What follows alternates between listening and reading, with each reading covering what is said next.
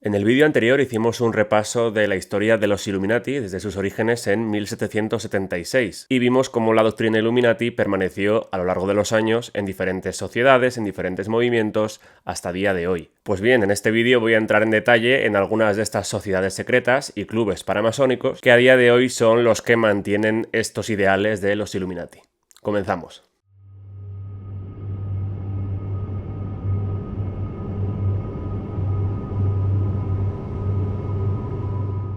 Skull and Bones es una sociedad secreta fundada en la Universidad de Yale, en Estados Unidos, en el año 1832 por William Huntington Russell, de la familia Russell, que luego veremos, y Alfonso Taft, padre del que luego sería presidente de Estados Unidos, William Howard Taft. Es una sociedad estudiantil a la que solamente acceden los estudiantes del año senior de la universidad, es decir, su último año. Si bien es cierto que la Universidad de Yale tiene históricamente una tradición de sociedades secretas de estudiantes, Skull and Bones es la más importante, la más prestigiosa, la más elitista también y la más secreta de todas, seguida de otras dos que son Scroll and Key y Wolf's Head.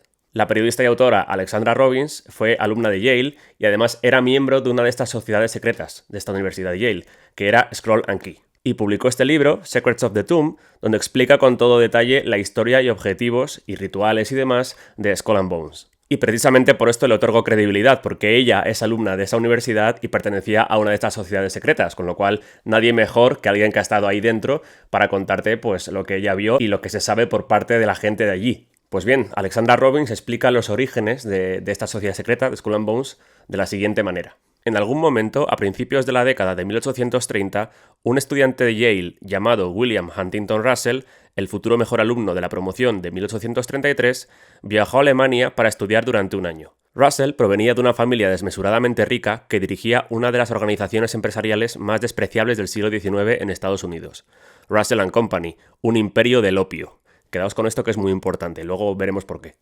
Russell más tarde se convertiría en miembro de la legislatura del estado de Connecticut, general de la Guardia Nacional de Connecticut y fundador del Collegiate and Commercial Institute en New Haven. Mientras estaba en Alemania, Russell se hizo amigo del líder de una insidiosa sociedad secreta alemana que aclamaba la calavera como su logotipo. Russell pronto quedó atrapado en este grupo, que en sí mismo era una siniestra consecuencia de la famosa sociedad del siglo XVIII, los Illuminati. Cuando Russell regresó a los Estados Unidos, encontró una atmósfera tan antimasónica que incluso su amada Phi Beta Kappa, la sociedad de honor, es decir, la sociedad a la que pertenecía antes de irse a Alemania, había sido despojada sin contemplaciones de su secreto. Indignado, Russell reunió a un grupo de los estudiantes más prometedores de su clase, incluido Alfonso Taft, futuro secretario de guerra, fiscal general, ministro en Austria, embajador en Rusia y padre del futuro presidente William Howard Taft, y por venganza construyó la sociedad secreta más poderosa que Estados Unidos haya conocido jamás.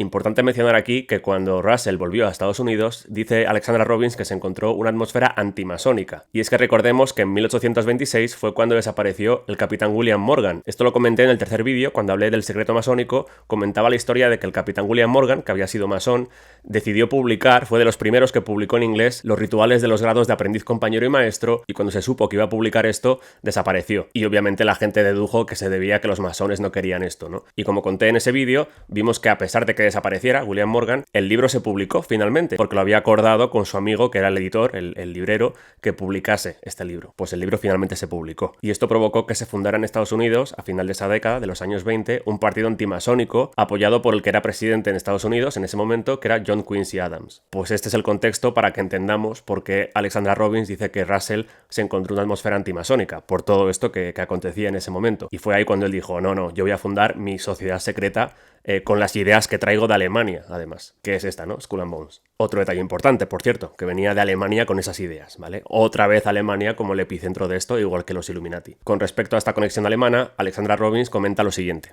El nombre y los símbolos de la sociedad no eran del todo originales. A principios del siglo XIX, varias instituciones educativas estadounidenses siguieron los modelos alemanes tanto de escuelas como de sociedades.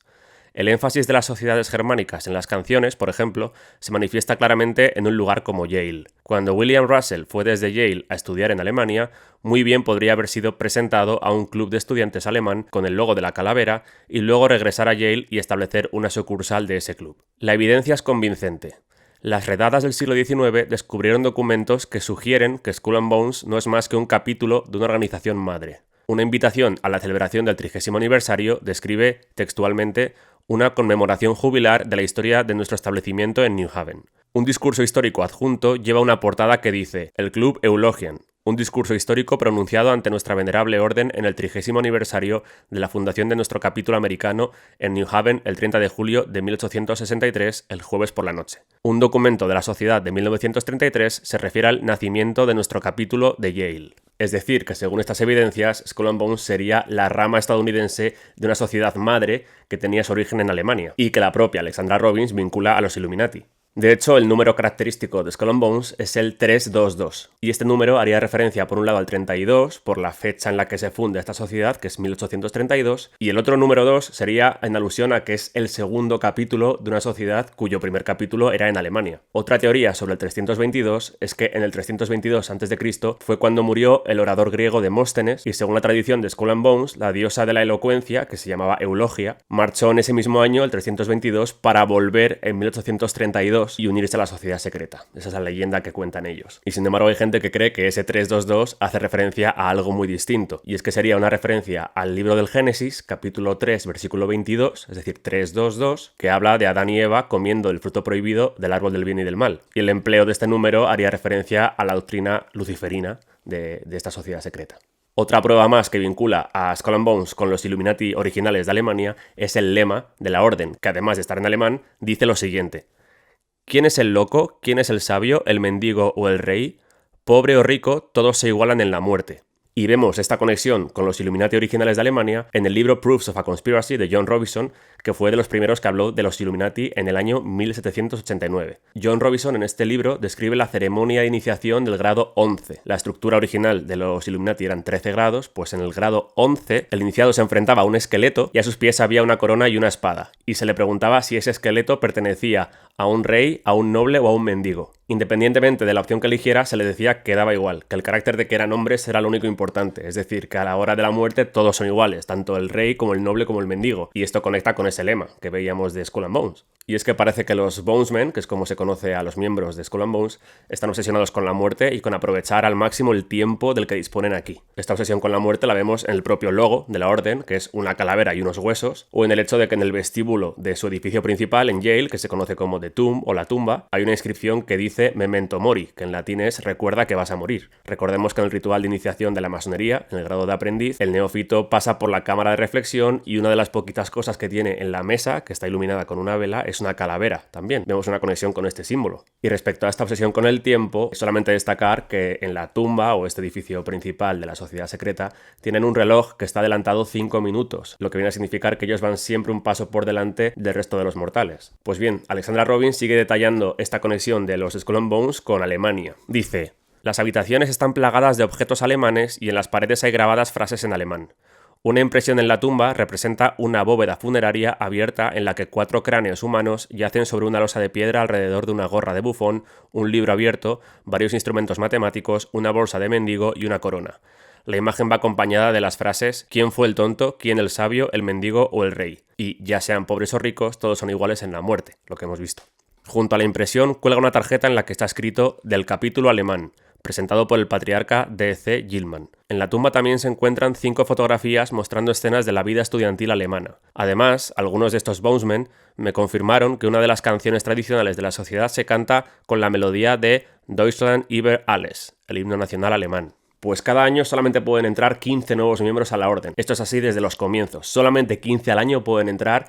Históricamente siempre eran solamente hombres y muy recientemente han abierto ya la veda a que también pueden entrar mujeres, algo que provocó mucha discusión interna entre los Skull and Bones porque muchos no querían aceptar a mujeres, otros sí, y ahí hubo pues disputas entre ellos por este motivo. Finalmente sí que ganó la rama de los que querían aceptar a mujeres y, como digo, recientemente también entran mujeres. Como comentaba al principio, es una sociedad muy elitista, o sea, tú no puedes acceder si ellos no te invitan, son ellos los que te eligen y para ello hacen un estudio pormenorizado de sus miembros. Antes de elegirlos estudian de qué familia vienen, qué pueden aportar y demás. Y una vez te eligen, hay un ritual de iniciación, como en toda sociedad secreta, descrito también por Alexandra Robbins en su libro. La iniciación de Skull and Bones, escribió Lanny Davis, fue supuestamente la más desgarradora de cualquier sociedad. Una vez que el iniciado o neófito entra en la tumba, según la tradición de 1968, se enfrenta solo a la antigua delegación y a los alumnos y es golpeado físicamente. Luego lo desnudan y lo obligan a participar en algún tipo de lucha desnuda, seguido de un ritual en el ataúd. El rumor más flagrante y extendido sobre Skull and Bones es que los iniciados yacen desnudos y se masturban en un ataúd. La idea llevó a un periodista de la revista Observer Life a reflexionar. Si George Bush yacía en un ataúd y se masturbaba mientras contaba su vida sexual adolescente a sus compañeros Bonesmen, como exige el rito de iniciación de la sociedad, entonces resulta difícil ver al expresidente como una figura de seriedad. Es posible que en sus inicios Skull and Bones dirigiera extraños rituales en ataúdes y el tipo de fanfarronería sexual típica de los adolescentes. Hoy, sin embargo, no hay ataúd en la ceremonia y cualquier actividad sexual sórdida no forma parte del programa regular, sino más bien las nada sorprendentes hazañas de un grupo mixto de universitarios o incluso de un miembro que introduce a escondidas a otra persona en el edificio. Y además de esto, otro autor, en este caso Mark Dice, en su libro Inside the Illuminati, que comentaba en el vídeo anterior, explica que en 2001 un reportero llamado Ron Rosenbaum del New York Observer usó una cámara de visión nocturna para grabar en vídeo el ritual de iniciación desde la cornisa de un edificio adyacente que daba al patio del club de Skull and Bones. Las imágenes muestran a los iniciados arrodillados y besando una calavera y luego parecen tomar un cuchillo y degollar a una mujer desnuda que estaba siendo sujetada por otros miembros. Y entre las leyendas que se atribuyen a Skull and Bones, la que probablemente sea la más conocida, es la que cuenta que profanaron la tumba del famoso jefe indio Jerónimo para robar su calavera y llevarla a la sede de Skull and Bones, a la tumba. Otra curiosidad a destacar de Skull and Bones es que, pese a ser una sociedad estudiantil, tienen prohibido el alcohol en sus reuniones. Y es que si Skull and Bones solamente fuera, tal como afirman algunos, un club de estudiantes universitarios, decidme qué club universitario prohibiría el consumo de alcohol en sus reuniones. A no ser, claro está, que lo que se decida en esas reuniones sea lo suficientemente serio e importante como para que consideren que no se debe tomar alcohol en esas reuniones. Pues bien, ¿qué miembros encontramos pertenecientes a Skull and Bones? Pues desde presidentes de Estados Unidos, como ya hemos mencionado, William Howard Taft, hijo de uno de los cofundadores, Alfonso Taft, pero también la familia Bush, desde Prescott Bush, que era el abuelo del último presidente Bush de Estados Unidos, el padre, o sea, George Bush padre, que también era director de la CIA, luego fue presidente de Estados Unidos, George Bush hijo, que también fue presidente de Estados Unidos cuando pasó lo del 11S, pero también el que era rival suyo en las elecciones del año 2004, John Kerry, que a día de hoy es el zar del clima del gabinete de Biden, un zar del clima que tiene su jet privado y su yate,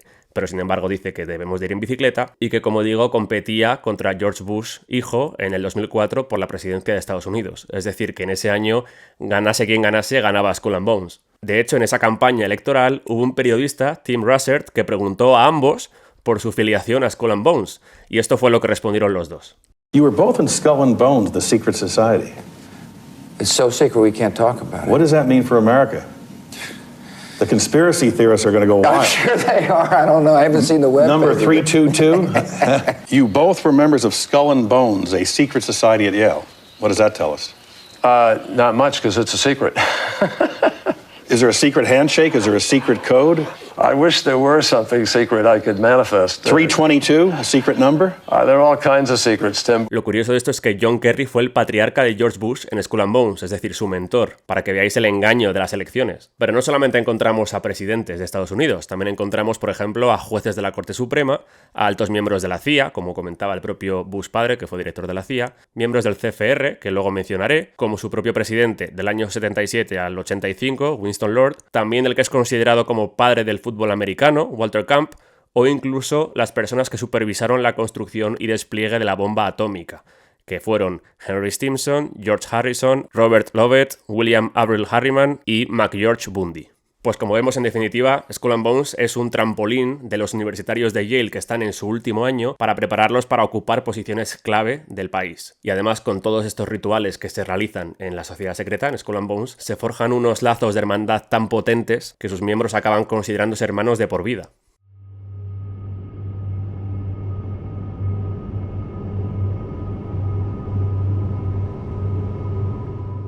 Bohemian Grove es un bosque de 2.700 acres al norte de California, ubicado aproximadamente a una hora al norte de San Francisco, junto a un pequeño pueblo que se llama Monterrío. Es propiedad, a su vez, del Bohemian Club, que se ubica en San Francisco también. Y su bosque, o The Grove, como se le llama, sirve como lugar de vacaciones para alrededor de 1.000 de los hombres más poderosos e influyentes del mundo, quienes se reúnen allí todos los veranos durante el mes de julio. Mark Dice, el autor del que he hablado ya previamente, escribió este libro, The Bohemian Grove, Facts and Fiction, donde explica muy bien pues, el origen, el propósito, los rituales, el simbolismo, etc. del club. Esto es lo que dice. El Bohemian Club fue fundado en San Francisco en 1872 por artistas, músicos y escritores como una excusa para beber hasta altas horas de la noche para aquellos que apoyaban la bohemia, que se había puesto muy de moda a finales del siglo XIX y principios del XX. Estos bohemios celebraban el hedonismo y el exceso de indulgencia y se deleitaban rebelándose contra las convenciones conservadoras de la cultura. Poco después de su formación, empresarios y personas adineradas se unieron a la fiesta y los fundadores artísticos originales, que se autodenominaban hombres de talento, los llamaron hombres útiles. Los artistas disfrutaban de que los recién llegados ricos ayudaran a pagar la factura de sus fiestas cada vez más elaboradas. Es decir, era un win-win. Esto recuerda mucho a cuando hablaba de la masonería, los orígenes de la masonería, donde aquellos aceptados, que no eran masones constructores de los gremios de la construcción originales, les aceptaban a estos otros masones, aunque no fueran de este gremio, porque solían ser personas adineradas que les ayudaban a mantener la logia. El concepto es muy similar a lo que estamos viendo aquí. Mark Dice continúa diciendo esto. Lo que originalmente comenzó en su club de San Francisco pronto tomó un giro más rural. A principios de la década de 1880, el Bohemian Club realizaba campamentos de fin de semana durante el verano en los vastos bosques alrededor del condado de Sonoma, California. En 1893 comenzaron a alquilar el lugar ahora conocido como Bohemian Grove a Sonoma Lumber Company y luego compraron 160 acres del bosque en 1901 y posteriormente ampliaron su propiedad a los 2.712 acres actuales. En la década de 1930, Bohemian Grove se convirtió en el favorito de los presidentes de Estados Unidos como una especie de Camp David en el bosque, y fue entonces cuando los rumores sobre el Grove comenzaron a callarse y comenzó el apagón mediático. Este club admite solamente a hombres y, como digo, se reúnen durante 2 semanas todos los años en el mes de julio. Y tal como explica Dice, el campamento está compuesto por 124 aproximadamente subcampamentos o grupos, y cada uno de ellos cuenta con dormitorios, cocina y bar. Cada grupo de estos tiene un líder, que es el considerado como el capitán, y es el que se encarga de supervisar al resto de miembros del grupo. Y leyendo la información de Mark Dice, cada campamento tiene su propio nombre y está compuesto por entre una docena y 100 hombres que tienden a trabajar en el mismo campo, y esto pues les brinda oportunidades comunes y para hacer networking. Dice, por ejemplo, el grupo Hillbillies está formado principalmente por hombres de grandes empresas, banqueros, políticos y magnates de los medios del estado de Texas. El cartel del campamento de los Hillbillies, al que pertenece la familia Bush, otra vez los vemos aquí, consiste en una figura del diablo con pezuñas y cuernos. Qué sorpresa, ¿verdad? Que usen al diablo como símbolo. Y Mark Dice explica que ningún presidente en activo acude al Bohemian Grove durante esos años porque tienen una agenda tan controlada que llamaría mucho la atención, ¿no?, que fueran a un sitio así. Pero tanto antes como después de dejar el cargo de presidente, consideran prioritario ir a estas reuniones. Pues como digo, estos retiros de verano duran 2 semanas y en ellas cada día se produce lo que llaman Lakeside Talks o charlas junto al lago. ¿Y qué es lo que comentan en estas charlas? Pues leyendo la información de Mark Dice, él dice que estas charlas diarias son una mirada poco común y sin censura a las mentes de los hombres más poderosos del mundo. Los discursos giran principalmente en torno a tendencias políticas, económicas y comerciales, y a menudo incluyen información que normalmente no se revela públicamente. Dice, en uno de los anales del club que salieron a la luz con el paso de los años, concretamente el volumen 7, hay una fotografía donde se ve claramente a George Bush padre y George Bush hijo en el podio dando una charla junto al lago en 1995, donde, según se informa, Bush padre le dijo a la audiencia que su hijo sería un gran presidente algún día. Y además el presidente Nixon, en sus memorias que publicó en el año 1978, habla de la importancia que tuvo para su propia carrera el Bohemian Grove. Escribió esto: si tuviera que elegir el discurso que me dio el mayor placer y satisfacción en mi carrera política, sería mi discurso junto al lago en el Bohemian Grove en julio de 1967. Debido a que este discurso tradicionalmente era extraoficial, no recibió publicidad en ese momento, pero en muchos sentidos importantes marcó el primer hito en mi camino hacia la presidencia. Ojo a lo que reconoce aquí Nixon. Y de hecho, una de las fotos más conocidas del Bohemian Grove es una en la que se ve a Reagan y a Nixon sentados al lado en una de estas charlas junto al lago. Y además de gente como los Bush, Reagan y Nixon, las listas de invitados al Bohemian Grove incluyen gente como Eisenhower, Dick Cheney, Colin Powell, Alan Greenspan, Arnold Schwarzenegger y además muchos otros funcionarios de gabinete, CEOs y directores ejecutivos de grandes empresas y altos mandos militares. Aunque el club afirma que solamente es un retiro de verano, que ahí no se trabaja, es mentira. Ha habido grandes decisiones que se han tomado en ese campamento, como dijo el propio Nixon, ¿no? Por ejemplo, como comenta Mark Dice, es cierto que el proyecto Manhattan, que era el plan de la bomba atómica, fue concebido dentro del club en 1942, supervisado por la gente que era perteneciente de Skull and Bones, como acabamos de ver antes. Y aparte del nacimiento de la bomba atómica, las Naciones Unidas también surgieron en el interior de ese campamento. Y es que si veíamos que Skull and Bones es una sociedad para estudiantes en su último año de universidad, este grupo, el Bohemian Grove, ya es para gente adulta. Es decir, vemos muchos de esos miembros que han pasado de Skull and Bones al Bohemian Grove, ¿vale? Es como el paso natural. Pues bien, vamos a hablar un poco de los rituales y el simbolismo del Bohemian Grove. Por ejemplo, el símbolo principal del grupo es el búho de Minerva, el mismo símbolo que utilizaban los Illuminati de Baviera. De hecho, el propio Adam Weishaupt, el fundador de los Illuminati, usaba este símbolo, ¿no? El búho. Pero es que el Bohemian Grove también tiene un santo patrón oficial, que es San Juan Nepomuceno o Juan de Nepomuk, que además era el santo patrón de Bohemia, casualmente. El grupo se llama Bohemian Club, ¿no? ¿Y por qué tienen como santo patrón a este santo, a San Juan Nepomuceno? Pues porque este hombre era confesor de Sofía de Baviera, de la reina consorte, y se decía que ella era adúltera. Con lo cual, él guardó el secreto de confesión incluso ante el rey, que como veía que no le podía sacar ese secreto, la acabó matando. O sea, se convirtió en un mártir por guardar el secreto de confesión de la reina consorte. Y para el Bohemian Grove esto representa muy bien el compromiso con el silencio y con el secreto. Algo que nos recuerda, por cierto, a la leyenda de la masonería de Hiram Abiff, del constructor del Templo de Jerusalén, quien, según la leyenda masónica, fue asesinado por no compartir el secreto del maestro. El paralelismo es clarísimo. Y esta es la razón por la que en el campamento tienen una estatua de San Juan de Nepomuceno haciendo la señal de silencio. El lema del Bohemian Grove es «Las arañas tejedoras no vienen aquí», que supuestamente significa que la gente que va ahí no va a trabajar, entendiendo que tejer es el equivalente a trabajar, significa trabajar. Pero, según comenta Mark Dice en su libro, tiene otro significado más profundo, que es no te atrevas a desafiar a los miembros, o en realidad a los dioses como ellos mismos se consideran. ¿Y por qué? Pues porque estaríamos hablando aquí del mito de Aracne. Según el mito, Aracne era una tejedora tan orgullosa que osó retar a la diosa Atenea, que era la diosa del arte de tejer. Pues considerando esto como una falta de respeto, la diosa Atenea convirtió a Aracne en una araña, obligándola a tejer para siempre como una maldición por esta falta de respeto a los dioses, ¿no? Y por cierto, importante mencionar aquí que la diosa griega Atenea es el equivalente a la diosa romana Minerva, ¿vale? El búho de Minerva, la sabiduría y todo esto. En este mito ellos tienen como referencia a Atenea o a Minerva. Y en cuanto a los rituales, el más importante por el que se conoce a Bohemian Grove es el llamado ritual de Cremation of Care. Este es el ritual con el que se inaugura cada verano el campamento y en él representan cómo queman a una efigie humana a tamaño real hecha con papel maché en el fuego, la queman, a los pies de una estatua de un búho de 12 metros, nuevamente el búho, ¿no? El símbolo de Minerva. Y además, mediante un sistema de altavoces que tienen allí, emiten una grabación de gritos como de sufrimiento, como si estuvieran quemando viva a una persona. Vamos, que básicamente representan un ritual de un sacrificio humano. Y tal como explica Mark Dice, el ritual está dirigido por un sumo sacerdote que viste una túnica plateada con una capa roja. Lo acompañan en el escenario alrededor de 2 docenas de hombres que visten largas túnicas negras y rojas, algunos de los cuales sostienen antorchas encendidas.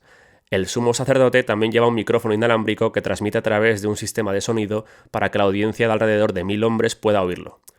Este ritual, como digo, marca la apertura de 2 semanas en el campamento. Pues bien, en el año 2000, el periodista independiente de Estados Unidos, Alex Jones, logró colarse en el Bohemian Grove junto a su compañero Mike Hanson, eran 2, y pudieron grabar el ritual del Cremation of Care, que la verdad es que cuando lo ves te pone los pelos de punta.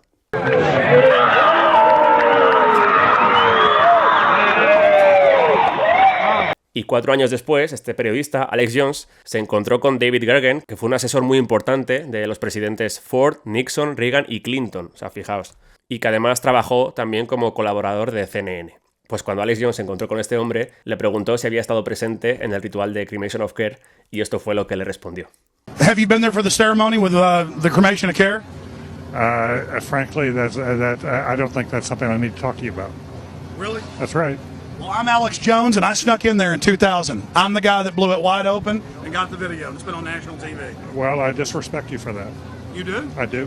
But it's a lot of big public officials going in there. Don't we deserve to know? I don't know anything about you, and I don't know anything about your film.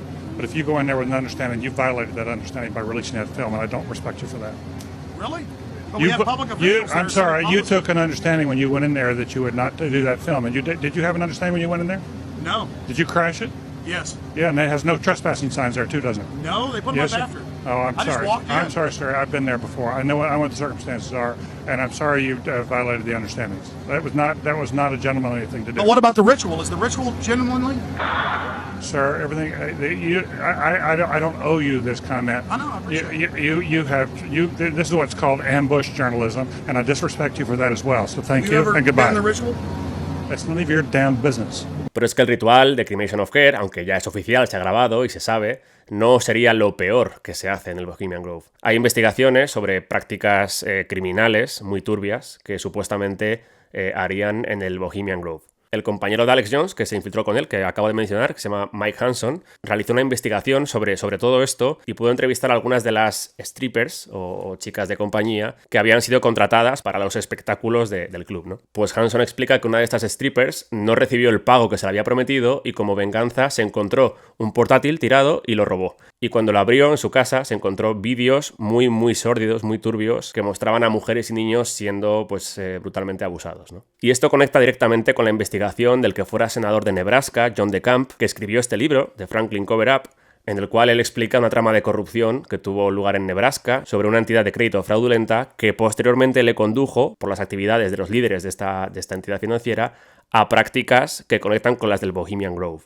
En su investigación, que explica en el libro, DeCamp explica el testimonio de un niño llamado Paul Bonacci, que él cuenta que fue brutalmente abusado en un bosque al norte de California, casualmente, y cuando DeCamp le pidió que le llevara al sitio, fue cuando el propio DeCamp descubrió el Bohemian Grove, descubrió lo que era, porque hasta ese momento él no conocía la existencia de esto. Y entre las personas involucradas en estas prácticas criminales, DeCamp menciona a George Bush padre. Los Bush están metidos en todo, como vemos aquí. Si os interesa este tema, os recomiendo que leáis el libro de Franklin Cover-Up de John DeCamp. Está en inglés y ya advierto que no es para todos los estómagos. Más recientemente ha habido otra persona, un youtuber, que se ha infiltrado en el Bohemian Grove fuera de temporada, en febrero creo, es decir, cuando no hay nadie, y pudo grabar lo que encontró por ahí.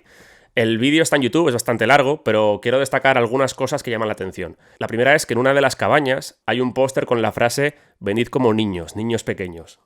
Christmas in Bohemia. Come as children, little children. 1997. That is a sinister... Fucking... What the fuck? Otra parte de la grabación que me parece llamativa es que muestra cabañas con el cierre por fuera. Ya sabéis lo que significa esto. O sea, cuando hay un cierre por fuera es porque quieres encerrar a alguien y que no salga de dentro, ¿no? Y además las camas son relativamente pequeñas.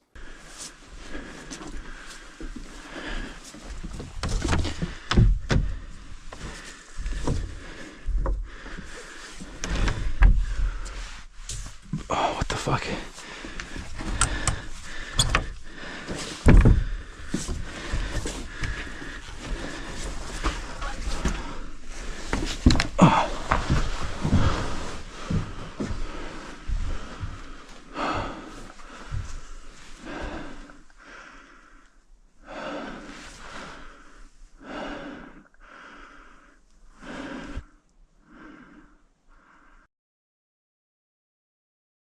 Y por supuesto la parte en la que se ve el búho de 12 metros. And here it is again. It's a lot louder this time around. And they've been doing some construction.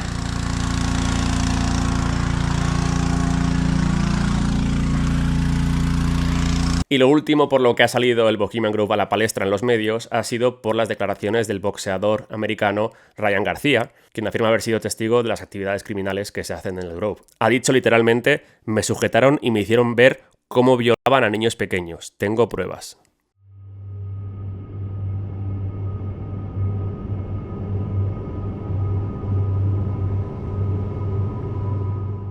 Cada año, desde 1954, se reúnen durante 3 días, en el mes de mayo, miembros de la autoproclamada élite mundial, ¿no? Me refiero pues a miembros de casas reales europeas, políticos, banqueros, CEOs de empresas, militares, directivos de medios de comunicación, etc. Estas reuniones de 3 días se hacen siempre en hoteles de 5 estrellas a puerta cerrada, con un dispositivo de seguridad infranqueable y sin ningún tipo de acreditación para la prensa no invitada, no participante de esa reunión, pues para que no se pueda divulgar o filtrar lo que se habla en esas reuniones. Bien, pues el club se reunió por primera vez en 1954, como decía, en el Hotel Bilderberg, de ahí el nombre, que está ubicado en Oosterbeek, en Países Bajos. Y esa primera reunión fue convocada por el príncipe Bernardo de Holanda. Desde entonces se reúnen siempre en una ubicación distinta y van rotando entre Europa, Estados Unidos y Canadá. La periodista e investigadora Cristina Martín Jiménez, que hizo su tesis doctoral sobre el Club Bilderberg y el poder Escribió, entre otros, este libro, Los amos del mundo están al acecho, y en él explica muy bien, que por cierto este libro estuvo censurado durante 7 años, según cuenta la propia autora,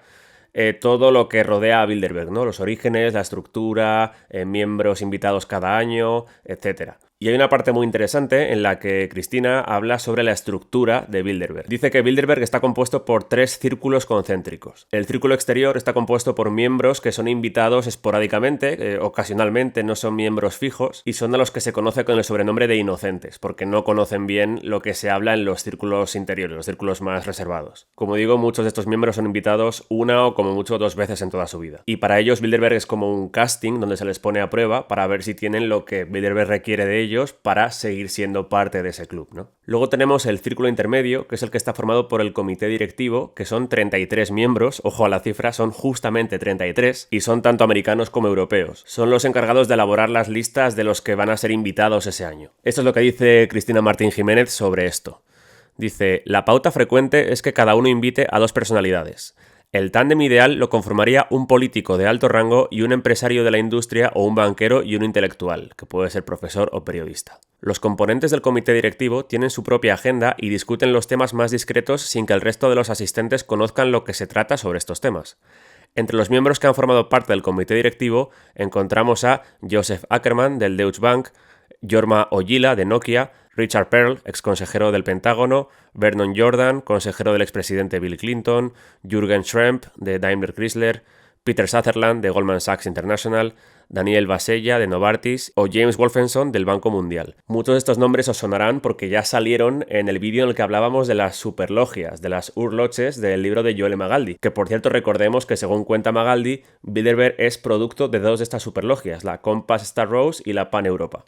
Y continúa Cristina diciendo, también pertenecieron al círculo intermedio los ya fallecidos Brzezinski, exconsejero de Seguridad Nacional de la administración de Carter, Paul Volcker, expresidente de la Reserva Federal, y el español Jaime Carvajal y Urquijo, distinguido financiero famoso por su eficacia, profesionalidad y discreción e íntimo amigo del rey de España. Tras abandonar su puesto como presidente de la Comisión Europea, José Manuel Durão Barroso fue invitado a formar parte del comité.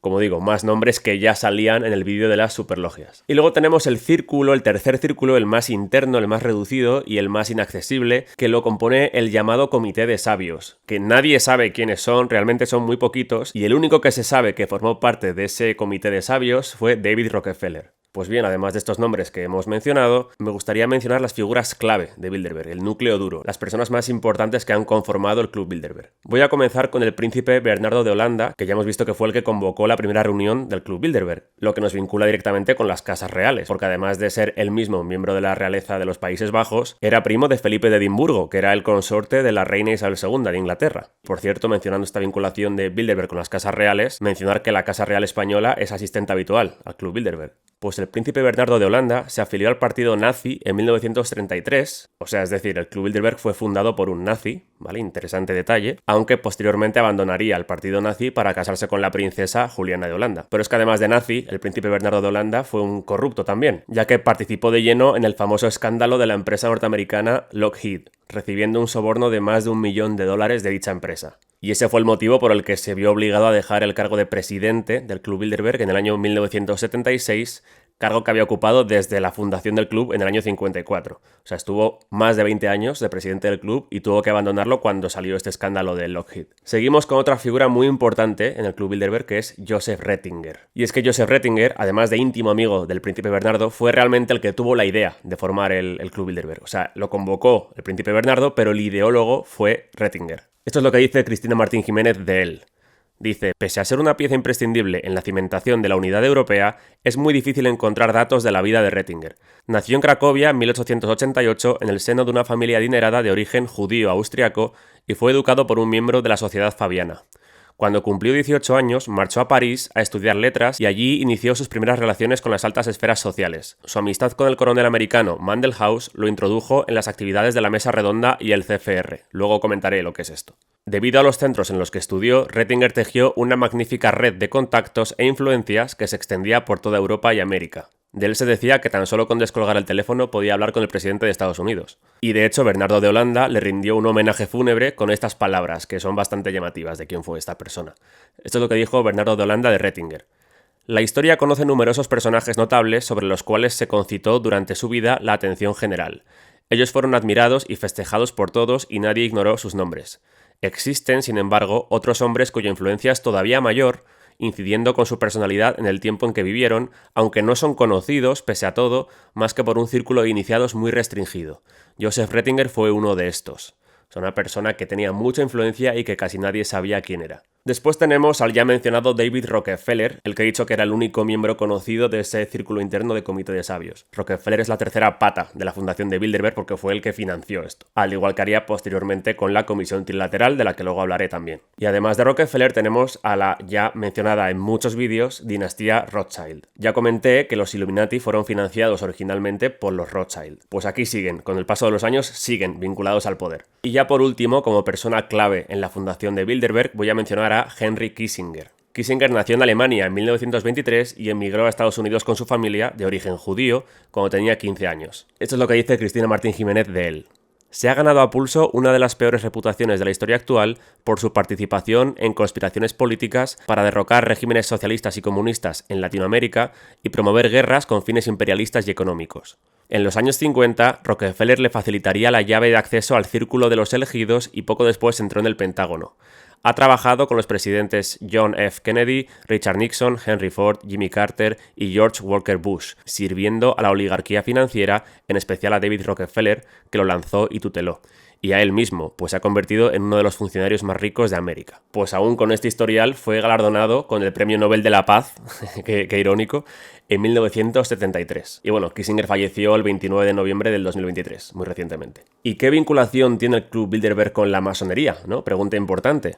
Pues Cristina Martín Jiménez afirma que el club es obra de masones, lo dice tal cual. Dice, el príncipe Bernardo de Holanda y Joseph Ratzinger, este último de alto grado, pertenecían a sendas logias y el hecho de que David Rockefeller fuera el alma del grupo orientó indiscutiblemente su dirección masónica. Además, muchos de sus miembros actuales, así como gran parte de su comité directivo, pertenecen a la masonería. Por lo tanto, observamos que son los masones los que orientan la dirección del club. Más claro agua. ¿Y qué acciones ha llevado a cabo el Club Bilderberg? ¿Qué es lo que se ha planeado en esas reuniones que luego se ha materializado en cambios reales en el mundo? Pues para empezar, la fundación de la Unión Europea. Esto fue ideado en Bilderberg. En el libro de Mark Dice, de Bilderberg Group, Facts and Fiction, nuevamente cito a Mark Dice porque es muy buen investigador en todos estos temas, leemos lo siguiente. Los documentos de la reunión de Bilderberg de 1955, descubiertos en la propiedad de un miembro fallecido, muestran que estaba planeando la Unión Europea y una moneda central en la década de 1950, décadas antes de que se formara la Unión Europea y se introdujera su nueva moneda, el euro. Los documentos procedían de los archivos personales del ex líder del Partido Laborista, Hugh Gaitskell, que habían sido almacenados en una universidad local después de su muerte. Están marcados como personales y estrictamente confidenciales y no aptos para la publicación total o parcial, y se pusieron a disposición de la BBC durante una investigación en 2003. O sea que esto no es una teoría de conspiración, o sea, está constatado que Bilderberg ideó la Unión Europea y el euro. Pero es que además Bilderberg tiene una estrecha vinculación con la elección y derrocamiento de presidentes. Vamos a ver algunos ejemplos. George Bush padre asistió en 1985 a Bilderberg y asumió la presidencia en 1988, o sea, 3 años después. Bill Clinton asistió en 1991 y luego asumió la presidencia un año después. Tony Blair fue invitado en 1993 y se convirtió en primer ministro de Inglaterra en 1997.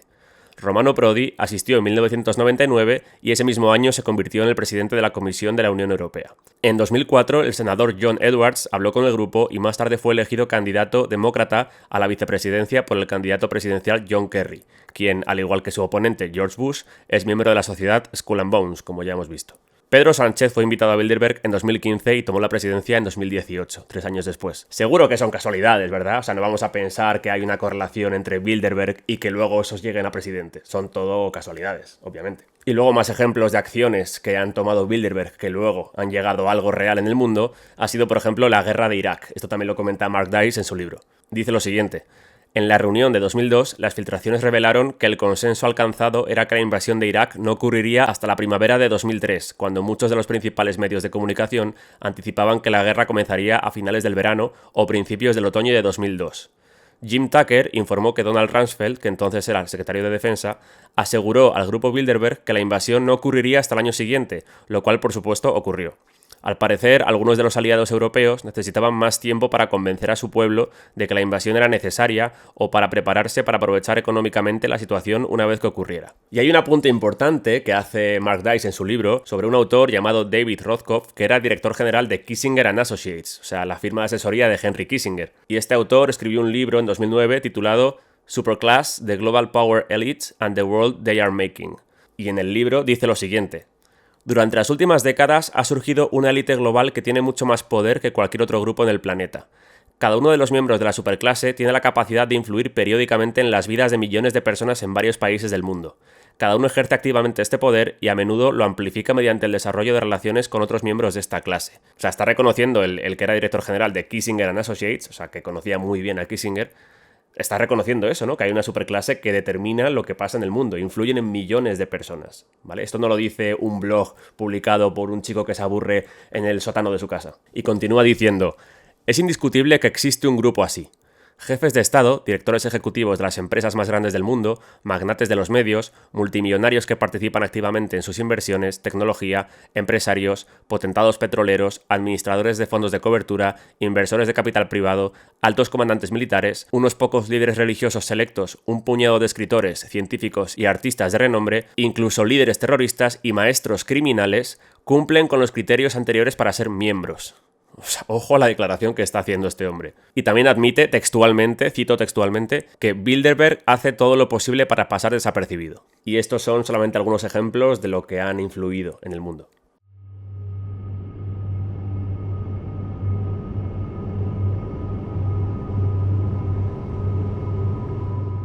Y además de Bilderberg, que hemos visto su indudable influencia en el mundo, tenemos otras entidades de ese mismo nivel, como por ejemplo es la Comisión Trilateral. Esto lo explica muy bien Daniel Stulin en su libro La verdadera historia del Club Bilderberg, este de aquí, que ciertamente habla sobre todo de Bilderberg, pero luego también habla de la Trilateral y el CFR, que luego también mencionaré, y explica muy bien lo que es la Comisión Trilateral. Dice textualmente: desempeña un papel fundamental en el esquema del nuevo orden mundial y su voluntad de conquista global. Pues la Trilateral fue fundada en 1973 por David Rockefeller. Ya hemos visto la influencia que tuvo también en Bilderberg. El primer encuentro tuvo lugar en Tokio en octubre de 1973, como digo. Aunque Rockefeller introdujo originalmente la primera vez la idea de la Trilateral en una reunión en Bélgica el año antes, en 1972, después de haber leído el libro Between Two Ages del profesor Brzezinski. Recordemos que cuando hablé de las superlogias, Magaldi hablaba de una que se llama Three Eyes, de las más importantes en el siglo XX, formada por Brzezinski, Rockefeller y Kissinger. Pues bien, la Comisión Trilateral está compuesta por las tres regiones del mundo que tienen mayor influencia a nivel comercial y estratégico, que son Norteamérica, Europa y Japón. De hecho, se llama trilateral porque son estas tres regiones y además coincide con la simbología masónica, ¿no? El triángulo. El fallecido periodista Andreas Faber-Kaiser refleja la conexión masónica de los miembros diciendo lo siguiente: la Comisión Trilateral es una agrupación de personas procedentes de Norteamérica, Europa Occidental y Japón vinculadas a las altas finanzas, el mundo de los negocios y la política, que brinda a la élite procedente de la masonería la posibilidad de mantener un encuentro con vistas a formar una colaboración secreta. Hay otro autor que se llama Hollis Clark que escribió un libro llamado Trilateralism, The Trilateral Commission and Elite Planning for World Management. Afirma que el propósito de la trilateral es dirigir la interdependencia global entre esas tres grandes regiones de manera que los ricos salvaguarden los intereses del capitalismo occidental en un mundo explosivo, probablemente desalentando el proteccionismo, el nacionalismo y cualquier respuesta que pudiese poner a la élite en contra de la élite. O sea, es una manera de hacerse como interdependientes entre sí para que nadie se salga del tiesto, que todos estén alineados. Pues bien, ¿quiénes componen la Comisión Trilateral? Me imagino que os haréis una idea, ¿no? Pero vamos, que está compuesta por presidentes, embajadores, secretarios de Estado, inversores de Wall Street, banqueros internacionales, ejecutivos de fundaciones, miembros de think tanks, abogados de lobbies, líderes militares de la OTAN y del Pentágono, ricos industriales, dirigentes de sindicatos, magnates de los medios de comunicación, presidentes e importantes profesores de universidad, senadores y congresistas, es decir, miembros de esta élite que además muchos de ellos también pertenecen a Bilderberg. Pero entonces, ¿cuál es la diferencia entre Bilderberg y la Trilateral? Pues que Bilderberg, que es más antiguo, se limita a los miembros de la OTAN, es decir, Europa Occidental, Estados Unidos y Canadá, mientras que la Trilateral expande al resto de Europa, la Europa Oriental y además a Japón, o sea, es más global en ese sentido. Y ya para acabar de comentar el tema de la Trilateral, voy a mencionar un ejemplo del poder que tiene este grupo, que fue la elección de Jimmy Carter como presidente de Estados Unidos. Esto lo podemos leer nuevamente en el libro de Daniel Stulin. Dice lo siguiente: en 1973, Carter fue invitado a Tarrytown, en el estado de Nueva York, propiedad de David Rockefeller. Brzezinski, haciendo el papel de cazatalentos de Hollywood, ayudaba a Rockefeller a buscar perfiles con buena imagen pública para la Comisión Trilateral.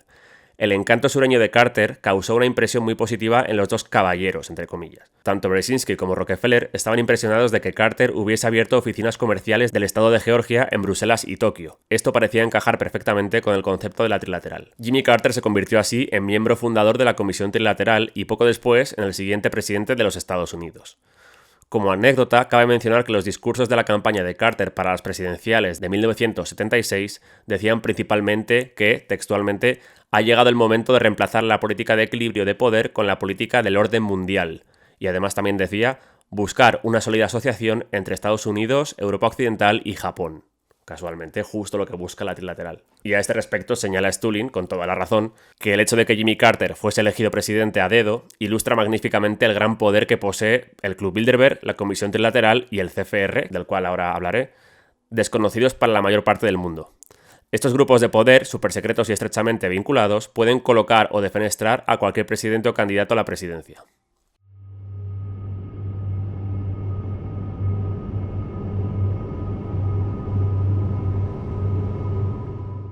Pues bien, hemos cubierto el Club Bilderberg, la Comisión Trilateral y la tercera pata vinculada a estos grupos de poder es el CFR, el Council on Foreign Relations. El CFR se compone aproximadamente de 3.000 miembros de la élite estadounidense. Fue creado en 1921, o sea, incluso antes que Bilderberg, por el coronel Edward Mandell House, que era el asesor del presidente Wilson. Y además este hombre, Mandell House, fue una figura clave no solamente en Estados Unidos en el siglo XX, sino yo diría en todo el mundo, por la influencia que tuvo también a nivel internacional. Stulin afirma que, aunque el CFR tiene mucha influencia en el gobierno, son muy pocos los americanos medios que conocen su existencia.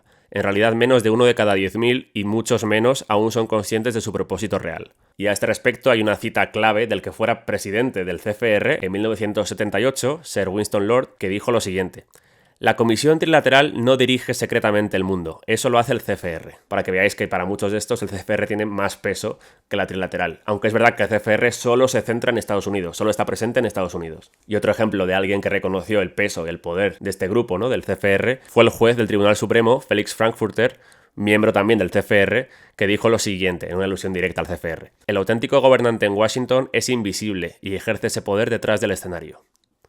Vemos constantes alusiones a un poder invisible, como decía también Edward Bernays, que vimos en el vídeo anterior, o como afirmaba también Roosevelt, por ejemplo. O sea, hay muchísimas referencias de gente muy importante que reconoce que el poder real es invisible. Y en este sentido, Stulin dice lo siguiente: para valorar las dimensiones del poder que manejan las organizaciones secretas más importantes del mundo, es decir, el Club Bilderberg, el CFR y la Trilateral, basta con recordar que controlan a todos los candidatos a la presidencia de ambos partidos, a la mayor parte de los senadores y congresistas de Estados Unidos, la mayoría de los puestos relevantes para la política del país, a la mayor parte de la prensa, a todos los componentes de la CIA, el FBI y el IRS, o sea, la Hacienda Pública, y a la mayoría del resto de organizaciones gubernamentales de Washington. Casi todos los puestos del trabajo del gabinete de la Casa Blanca están ocupados por miembros del CFR. Todos estos datos provienen de un informe de 1987 publicado por el propio CFR, disponible para el público en su sitio web.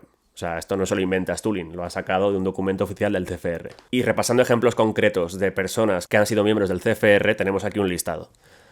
Por ejemplo, todos los directores de la CIA han sido miembros del CFR a excepción de uno, que fue James Schlesinger, pero fue elegido por Kissinger, con lo cual al final da lo mismo, fue elegido por un miembro del CFR. Además, prácticamente todos los presidentes de Estados Unidos desde 1928 han sido miembros del CFR también. Como ejemplos concretos tenemos a Clinton, que era miembro del CFR y además de Bilderberg y la Trilateral, tenía el cupo completo, Clinton. George Bush padre tenía a 387 miembros del CFR y la Trilateral en su administración. Reagan tenía a 313. Nixon colocó a 115 miembros del CFR en las posiciones clave de su equipo ejecutivo. Y es que al final, como dice el propio Stulin, el engaño público es completo porque no existe democracia realmente. O sea, no hay elección real por parte de la gente, por parte del pueblo. Son puestos a dedo por estos grupos de poder. Gane un partido, gane otro partido, todos pertenecen al CFR o a la Trilateral o a Bilderberg o a los tres. Como he mencionado, el CFR solo opera en Estados Unidos, pero hay un escalón por encima del CFR que es el Royal Institute of International Affairs, el RIIA, que es el homólogo del CFR, pero en Reino Unido. Pero como digo, el RIIA, o sea, la versión británica, está un escalón por encima, es decir, el CFR sería como el hermano menor. ¿Por qué digo esto? Porque el autor John Coleman, que fue ex espía del MI6, o sea, era miembro de la inteligencia británica y por tanto tuvo acceso a documentación clasificada de alto nivel, explica lo siguiente en este libro que he mostrado que se llama Historia del Comité de los 300. Dice esto: Para que conste, nada de lo que sucede en Estados Unidos sucede sin la sanción del Royal Institute of International Affairs británico, el RIIA. Se trata de un acuerdo continuo y en curso firmado abiertamente por primera vez por Churchill y Roosevelt en 1938, según los términos del cual los servicios de inteligencia estadounidenses están obligados a compartir secretos de inteligencia con la inteligencia británica. Por eso digo que la inteligencia británica está por encima de la estadounidense, porque están obligados a compartirles esos secretos de Estado, ¿no? Y dice este autor, John Coleman: esta es la base de la llamada relación especial entre los dos países de la que se jactaban Churchill y Lord Halifax, y cuya relación especial fue responsable de que Estados Unidos librara la guerra del Golfo contra Irak para y en nombre de los intereses británicos, más especialmente British Petroleum, una de las empresas más importantes del Comité de los 300, del que luego hablaré también, en el que la familia inmediata de la reina Isabel tiene una gran participación. Y en este sentido, el Royal Institute of International Affairs estuvo y sigue estando totalmente interconectado con la monarquía británica. ¿Pero cuándo fue fundado el RIIA? Pues fue en 1919 a raíz de la Conferencia de Paz de París celebrada en Versalles, y esta organización fue uno de los primeros ejecutores en política exterior del Comité de los 300. Todo esto lo saco del libro de John Coleman, no me lo invento, ¿vale? Está en su libro que he mencionado, Historia del Comité de los 300, el cual recomiendo. Y además, importante mencionar que tanto el CFR como el RIIA, o sea, el americano y el británico, descienden de una sociedad secreta previa en la historia que se llamaba la Mesa Redonda. Y aquí, para explicar qué fue esto de la Mesa Redonda, recurro nuevamente al libro de Cristina Martín Jiménez, Los amos del mundo están al acecho, porque Cristina lo explica muy bien. Dice: para comprender el hondo calado de la trama de las sociedades secretas actual, hay que tener en cuenta las ideas de otro profesor profeta de la Universidad de Oxford, el masón británico John Ruskin. El nuevo sistema ideológico estratégico del profesor Ruskin propugnaba la unión del Reino Unido y Estados Unidos bajo el mismo prisma imperial que condicionaría el futuro de todos los pueblos del mundo bajo la hegemonía anglosajona. Ruskin aseguraba que leía La República de Platón a diario e interiorizó el concepto platónico de sociedad perfecta estructurada por el liderazgo de la clase dirigente situado sobre el resto de la población. Los fundadores del comunismo, Marx y Engels, también fueron apasionados lectores de Platón y se hicieron eco de la visión de Ruskin.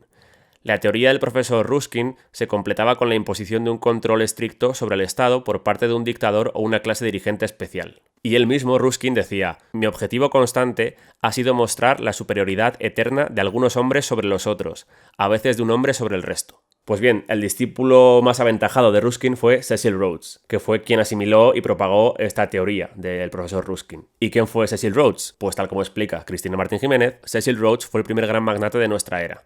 En 1871 viajó a Sudáfrica con el fin de invertir en el cultivo del algodón, pero al enterarse de que se había descubierto en la zona un yacimiento de diamantes, dedicó todo su dinero y esfuerzos a la explotación de esa mina. A partir de entonces acaparó todas las licencias de explotación que pudo, no solamente de diamantes, sino también de oro, y empezó a tener un gran poder. Se convirtió en el primer ministro de Ciudad del Cabo y abusó de esa posición para promulgar leyes que favorecieron sus negocios y dejaron totalmente desprotegidos a los nativos de la zona. Y además, Cecil Rhodes perteneció a Skull and Bones también. Y es que el poder de Cecil Rhodes fue tan grande en África que incluso dio nombre a un país africano que era la República de Rodesia, que es lo que a día de hoy se conoce como Zimbabue.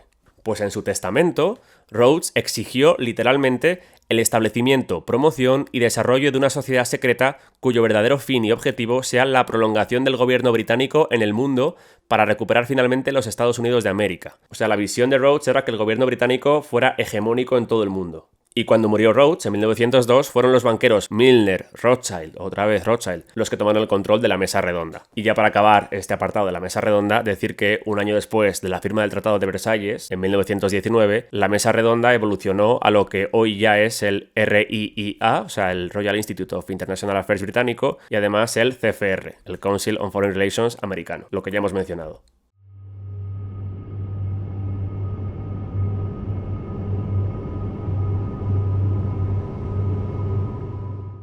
Voy a hablar ahora del Club de Roma, otro grupo muy importante, y ahora veremos por qué. Para hablar del Club de Roma me he basado en otro libro de John Coleman, el que también habla del Comité de los 300, que se llama justamente El Club de Roma.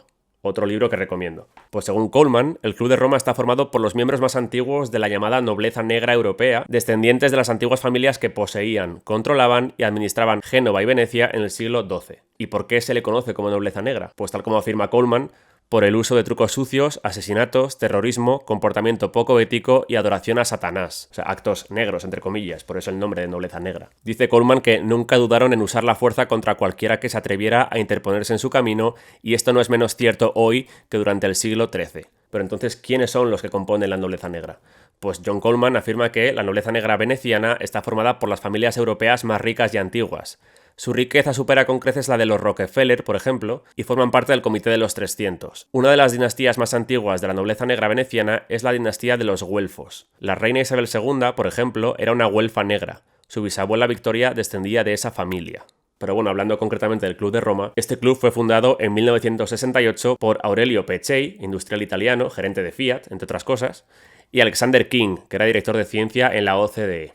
Coleman los define como el principal think tank, o sea, grupo de expertos, para el nuevo orden mundial. O sea, fijaos el peso de este grupo, que fue creado por el Comité de los 300, que luego mencionaré. Dice Coleman que es fuertemente antinacional y favorece la supresión del desarrollo científico en Estados Unidos, Gran Bretaña, Europa y también en Japón, casualmente donde está también la trilateral. Y es que la doctrina del Club de Roma es básicamente malthusiana, en el sentido de que entienden que los recursos del planeta son limitados y la población que crece a nivel exponencial va a provocar que haya una escasez de recursos que quieren ellos para sí mismos. O sea, a ellos les da igual que nosotros nos quedemos sin recursos, supuestamente, según la versión malthusiana, pero lo que no aceptarían nunca es que ellos se queden sin recursos por este supuesto excedente de población, ¿no?, que ellos consideran. Y por tanto, la política del Club de Roma es básicamente reducir la población mundial. Consideran que somos demasiados y que por tanto tenemos que hacer algo para ser menos. Dice Coleman que el Club de Roma no es más que una extensión, una alianza continua de las antiguas familias de la nobleza negra de Europa, dominadas por creencias y prácticas ocultas que se remontan a miles de años. El antiguo rito de Misraim de Egipto, que por cierto da nombre a uno de los ritos de la masonería, como vimos, Siria, Babilonia y Persia, fue transportado a Europa por los oligarcas venecianos y británicos. Y John Coleman dice lo siguiente: ¿cuáles son las metas y objetivos del Club de Roma? Esencialmente siguen el manifiesto comunista de 1848 y son socialistas en carácter y origen, motivados por oscuras fuerzas espirituales en el gnosticismo, la magia negra caldea, el rosacrucismo, los cultos de Isis, Osiris y Dionisos, el demonismo, la teocracia oculta, el luciferismo, la masonería y similares. El derrocamiento de la civilización cristiana occidental es fundamental para las actividades del Club de Roma. Algo que tampoco sorprende porque ya veíamos que los Illuminati originales también buscaban eso. Y por tanto, el Club de Roma busca, además de reducir la población mundial, acabar con las soberanías de todas las naciones. Algo que también vimos con los Illuminati. Dice John Coleman que bajo las restricciones malthusianas ninguna nación puede expandirse o crecer, porque si lo hace, consumirá los recursos naturales que, según el Club de Roma, pertenecen a unos pocos, a la clase dominante. Una nación así está condenada a perecer. Cualquier líder de una nación que acepte el culto de las políticas malthusianas del Club de Roma, que simplemente significa que solo unos pocos deben beneficiarse a expensas de la mayoría, se ha condenado a sí mismo y a su pueblo a 1000 años de esclavitud, es lo que dice Coleman. ¿Y cómo pretenden acabar con las soberanías de las naciones y reducir la población? Pues persiguiendo lo que John Coleman denomina el crecimiento postindustrial cero, es decir, acabar con la industrialización o desindustrializar los países. ¿Y por qué buscan esto? Porque la inversión en industria, en nuevas tecnologías y demás hace que una nación sea más próspera, y una nación más próspera hace que haya mayor población, la gente vive mejor y tienen más hijos. Como ellos quieren reducir la población, no les interesa que las naciones sean prósperas y por tanto quieren empezar con el motor del progreso, que es la industrialización. Y vamos a ver ejemplos reales de personas que abogan por esto, ¿no?, por reducir la población mundial. Comenzamos con un miembro del Club de Roma que dijo lo siguiente sin tapujos. So, usually speaking, something which happened in the past could happen again, generally. So that could happen, or epidemics. I mean, I don't know what it will be, but in one way or another, we are so far globally, we are so far above the population and the consumption levels which can be supported by this planet that I know in one way or another it's going to come back down. So I don't hope to avoid that. I hope that it can occur in a civil way, and I mean civil in a special way, peaceful. Peace doesn't mean that everybody's happy. The planet can support something like 1 billion people, maybe 2 billion, depending on how much liberty and how much material consumption you want to have. If you want more liberty and more consumption, you have to have fewer people. And conversely, you can have more people. I mean, we could even have 8 or 9 billion probably if we have a very strong dictatorship, which is smart.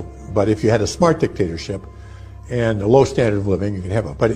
But we want to have freedom and we want to have a high census, so we're going to have 1 billion people. And we're now at 7, so we have to get back down. I hope that this can be slow, relatively slow, and that it can be done in a way which is relatively equal, so that people share the experience. But that's what lies ahead. Otro ejemplo podemos encontrarlo en Ted Turner, el fundador de la CNN, que reconocía esto también. We've got to stabilize the population. When I was born, there were what's wrong with the population? I mean, with too many people. That's why we have global warming. We have global warming because too many people are using too much stuff. But if there were less people, they'd be using less stuff. We have a finite world, but an infinite ability to increase our population. We've got to stabilize population. On a voluntary basis, everybody in the world's got to pledge to themselves that 1 or 2 children is it.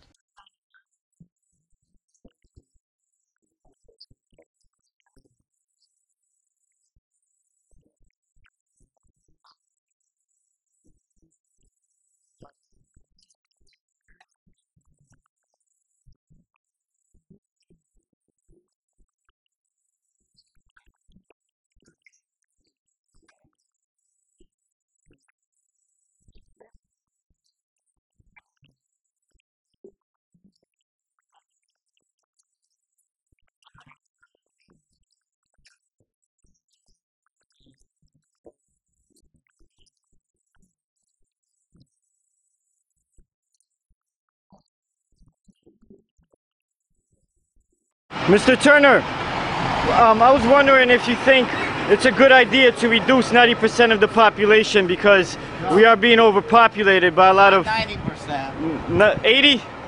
Prince Philip said 80, sir. I go with 85. I think 2 billion is about right. Right, me too. Thank you. One-child family. Exactly. One-child policy. Ken, can you speak about your population control, saying you wanted to reduce the population to 95% extermination? You said you want a one-child policy, but you have 5 kids. Doesn't make any sense. The youngest one is 40 years old. All right, but understand. The world population then was 3 million. But that's what the Nazis did with eugenics, sir. They wanted to destroy humanity. Can you tell me what I did wrong? You don't have permission here. Yes, I do. I'm a legitimate person. I'm on the list, so I'm not even doing nothing illegal. You talk to the management. All right. Ted Turner, you're an enemy of humanity, and your Nazi-like policies won't be tolerated. Why do you want to destroy humanity, sir? You're an enemy of humanity. Why do you support eugenics? The Nazis support eugenics too. I'm on a public sidewalk, and you cannot touch me. No, this is a public sidewalk. Get it. I'm just talking to him. I got to step to the back. So what'd you do at the Bilderberg Group? That's where you decided your eugenics policy? Why do you support the population, Ted? Is it when the Bilderberg? Is 80% depopulation enough?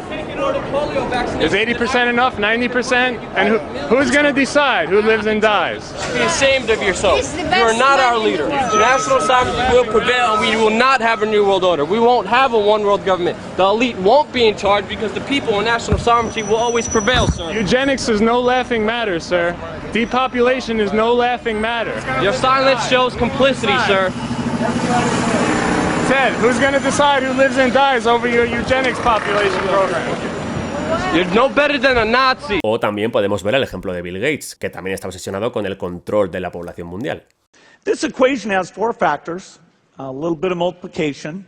So you've got a thing on the left, CO2, that you want to get to 0. And that's going to be based on the number of people, the services each person's using on average, the energy on average for each service, and the CO2 being put out per unit of energy. So let's look at each one of these and see how we can get this down to 0. Probably one of these numbers is going to have to get pretty near to 0. That's back from high school algebra, but let's take a look. First, we've got population. The world today has 6.8 billion people. That's headed up to about 9 billion. Now, if we do a really great job on new vaccines, health care, reproductive health services, we could lower that by perhaps 10 or 15%. Now, 11 billion people, still a lot, but the good news is that the faster we improve health, the faster family size goes down. Y sabiendo esto, no debería sorprendernos las declaraciones que hizo Felipe de Edimburgo, el que era marido de la reina Isabel II, porque lo que dijo Felipe de Edimburgo fue que cuando se muriera le gustaría reencarnarse en un virus que acabara con la sobrepoblación.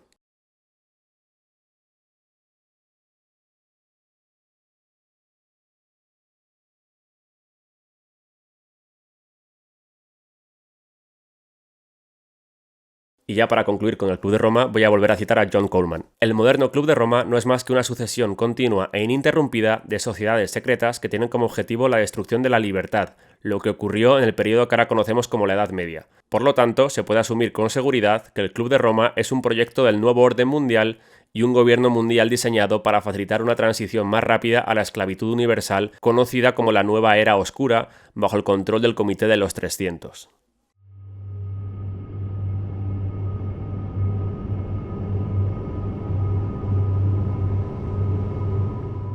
Y ya para finalizar este vídeo voy a hablar del Comité de los 300. Y lo he dejado para el final porque según John Coleman, que como digo es ex espía del MI6, o sea que algo sabrá de esto, el Comité de los 300 sería la cúspide de la pirámide. Y esta cúspide, o este Comité de los 300, está en gran medida bajo el control de la monarquía británica. O sea, hasta hace muy poquito era la reina Isabel II y ahora el rey Carlos. Pues John Coleman dice que el comité es la única, además lo dice en mayúscula, la única jerarquía de poder organizada en el mundo que trasciende a todos los gobiernos e individuos, por muy poderosos y seguros que se sientan.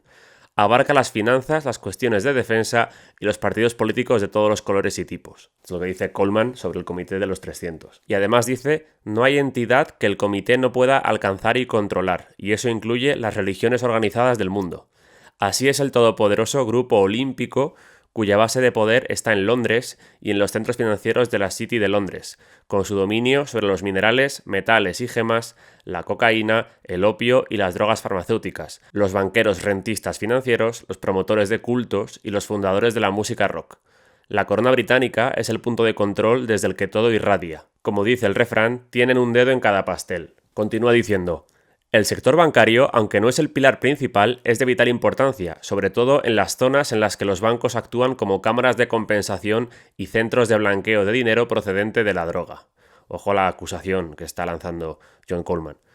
Los principales bancos de renombre son el Banco de Inglaterra, la Reserva Federal, el Banco de Pagos Internacionales, el Banco Mundial y el Banco de Hong Kong y Shanghái. American Express es un medio para reciclar el dinero de la droga, según Coleman. Cada uno de estos bancos está afiliado y/o controla cientos de miles de bancos grandes y pequeños en todo el mundo. Y es que John Coleman, en el libro que he comentado antes, en la historia del Comité de los 300, explica que el Comité de los 300 son los herederos o los descendientes de la Compañía Británica de las Indias Orientales, que era un brazo de la monarquía británica que hizo miles de millones con el comercio y explotación del opio de China. Y ojo que aquí no hablamos de las típicas bandas que salen de vez en cuando en televisión, de que han pillado al cabecilla, un narco, no. Esta es toda una estructura implantada por este Comité de los 300 a nivel global con mucha gente involucrada. Por ejemplo, los bancos que acabo de mencionar, ¿no? El HSBC, la Reserva Federal, el Banco de Inglaterra, el Banco de Pagos Internacionales, el Banco Mundial, etc. Y esto nos enlaza nuevamente con Skull and Bones. Recordemos que el fundador o el cofundador de Skull and Bones, que era William Huntington Russell, procedía de la familia Russell, que se sabe, es oficial, que hizo millones con el comercio del opio. O sea que vemos ahí una relación clara. John Coleman dice que cada monarca británico desde 1729 se ha beneficiado inmensamente del tráfico de drogas y esto es válido para el actual ocupante del trono. Sus ministros se encargaron de que la riqueza fluyera hacia las arcas familiares. Por tanto, la autoproclamada élite, como se consideran a sí mismos, por eso se llaman a sí mismos olímpicos, es la mayor mafia criminal del mundo. Y la cúspide de esa mafia, según John Coleman, es la monarquía británica, desde hace mucho tiempo. Concretamente dice esto, nos han lavado tanto el cerebro, haciéndonos creer que la familia real británica es una institución simpática, inofensiva y pintoresca, que no nos damos cuenta de lo corrupta y por tanto muy peligrosa que es esta institución llamada monarquía británica. Los caballeros de la Orden de la Jarretera son el círculo más íntimo, y lo pone en mayúsculas, de los funcionarios más corruptos que han traicionado totalmente la confianza depositada en ellos por su nación, su pueblo. O sea, que dice que la Orden de los Caballeros de la Jarretera son el círculo más íntimo de la monarquía británica. ¿Y adivináis quién fue nombrado caballero de la Orden de la Jarretera? Pues aquí lo tenéis, el preparado. El que ratifica leyes inconstitucionales con su firma.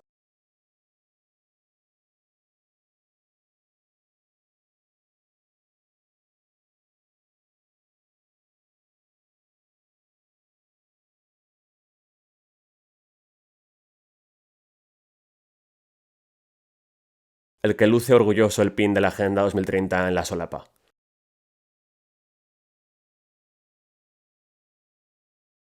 Y el que recibió la máxima condecoración de la masonería española.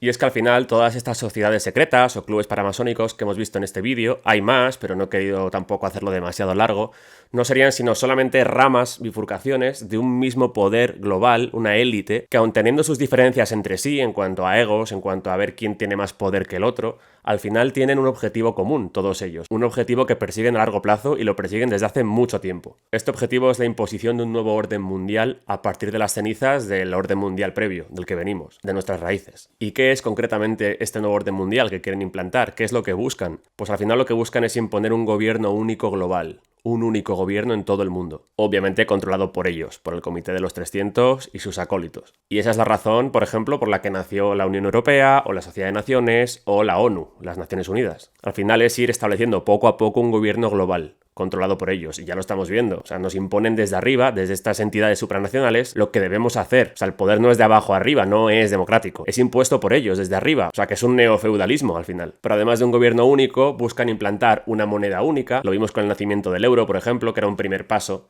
para una moneda global. Ahora se está hablando ya de las CBDC, que son las monedas digitales emitidas por los bancos centrales. También buscan implantar un ejército mundial, un ejército global controlado por ellos. La OTAN fue un primer paso para conseguir esto. Y por último, en el aspecto espiritual, buscan imponer una nueva religión mundial, una religión global inspirada en el movimiento masónico de la nueva era o New Age o como queráis llamarlo. Y en este sentido vuelvo a citar a Coleman cuando dice: la verdad es que la civilización occidental cristiana plantea una amenaza no a la civilización sino al futuro de la teocracia oculta planeada para el mundo por el Comité de los 300. Y bien, ¿cómo enlaza todo esto con la masonería? Dado que estoy haciendo esta serie de vídeos sobre masonería, ahora estoy hablando sobre el poder mundial, la gestión del poder, el nuevo orden mundial, y cómo enlaza eso con la masonería. Pues creo que después de todos los vídeos que llevo publicados se debería ver clara esta conexión. Pero bueno, por si quedan dudas todavía, vuelvo a citar a John Coleman y a Cristina Martín Jiménez.